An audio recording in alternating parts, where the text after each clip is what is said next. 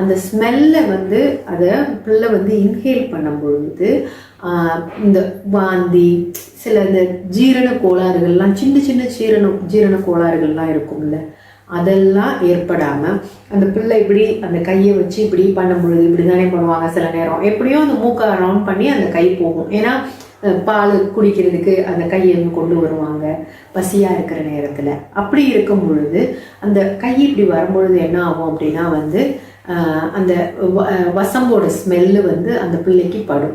அப்போ என்ன ஆகும் அப்படின்னா வந்து பிள்ளைக்கு வந்து ஆட்டோமேட்டிக்காகவே வந்து ஒரு விதமான மருத்துவ குணம் உடம்புக்குள்ளே போகுது. சில நேரங்கள் என்ன பண்ணுவாங்க, அதை வாயில் வச்சு சப்புவாங்க. அப்போ என்ன ஆகும், ஒன்றுமே இல்லை, மருந்து தானே, ஃபுல்லாக ஒன்றும் ஃபுல் பீஸும் உள்ளெல்லாம் போயிடப்போகிறது கிடையாது, இத்தனும் உண்டு, உள்ளே போகிறத பற்றி தவறே கிடையாது. அப்போ இந்த 3 விஷயங்களும்